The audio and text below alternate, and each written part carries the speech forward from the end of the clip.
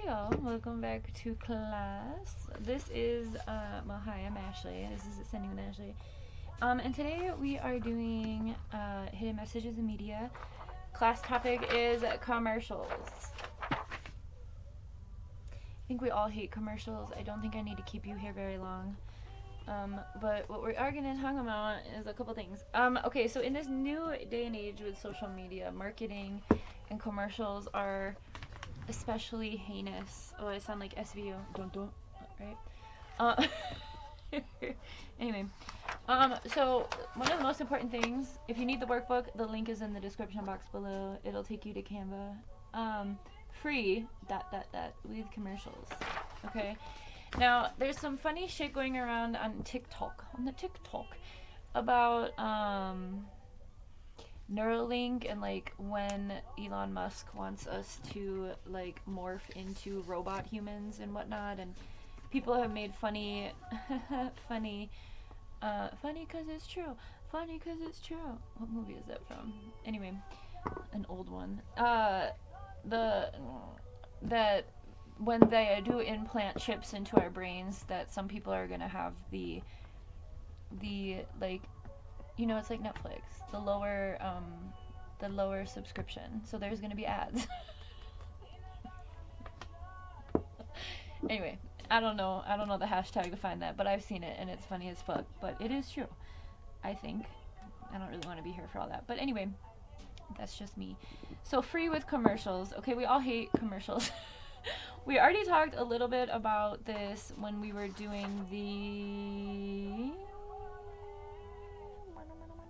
Which one was that?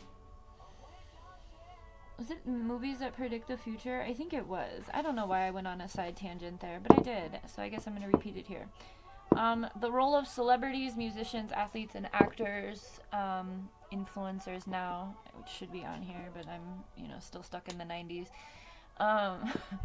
So, jingles and cravings, okay? Constant consumerism and following the money is what I have on this piece of paper. I didn't take notes. I just remembered it was Wednesday. I don't know. We're here. I'm working on a couple other things. I love this Black Panther version of No Woman, No Cry. Obsessed. I have a story, but I think I might make an entire story time for that. Anyway, I made my nail polish color yesterday. Isn't it cute? Okay.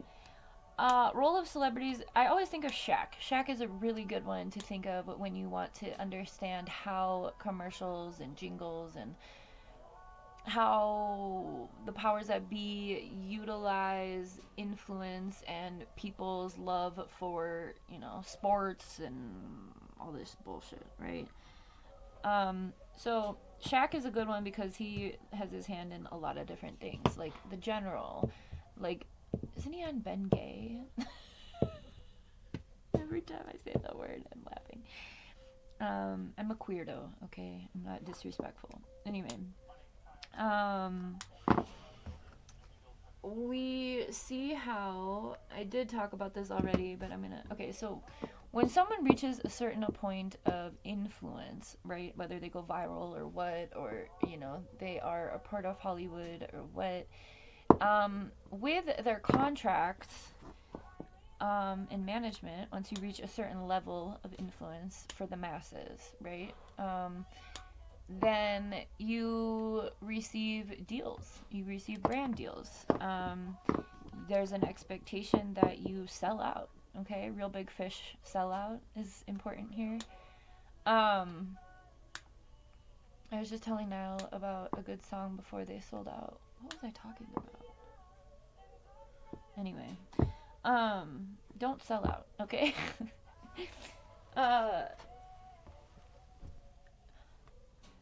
So with that, when a certain person, I feel like there's a picture to be have here.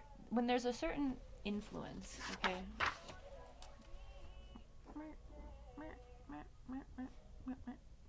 Okay. I don't really feel like drawing a bunch of people, so I'm just gonna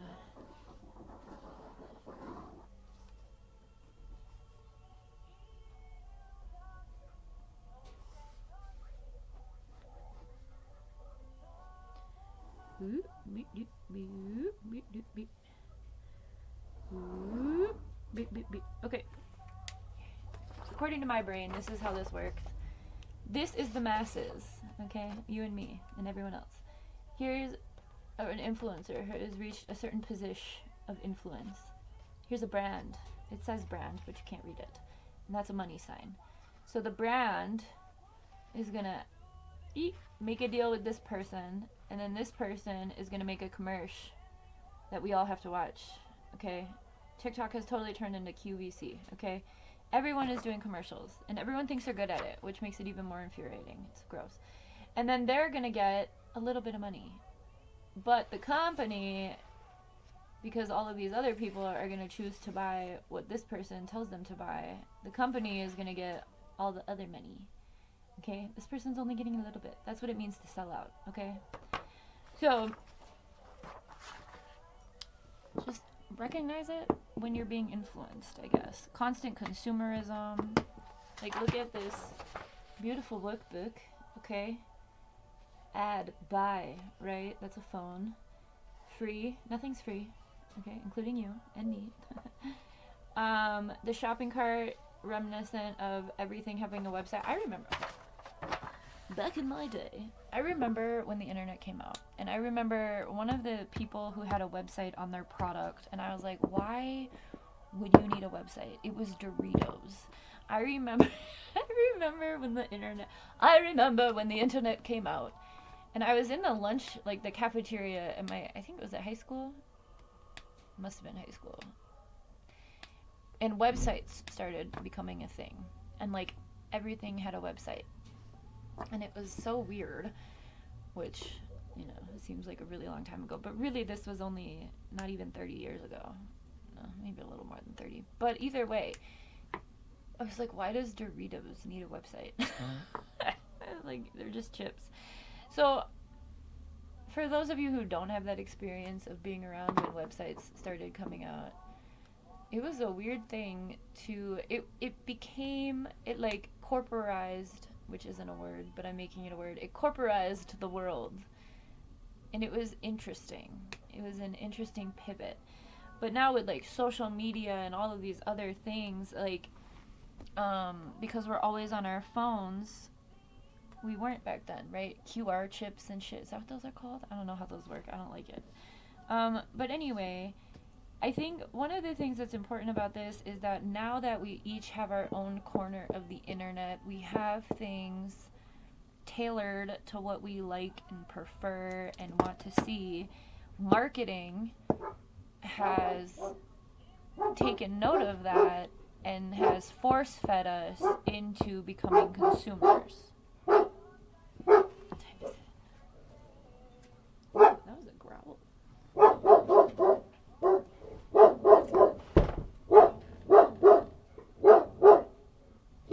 See all the bird shit on my car?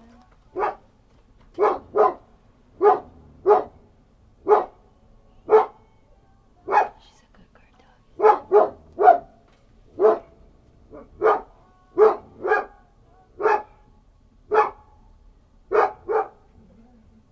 are we barking at? Do I get to see it, or? I don't know. Miles out there. He's fine though. Okay. Jingles and cravings. When you hear like remember we talked about the psychology of colors last week when we were talking about kids programming. Just go watch that as a recap because I don't want to go over it again. And also, if you'd like a better Shaq analysis, go to the movies that predict the future episode, and I'm pretty sure my side tangent talked all about this.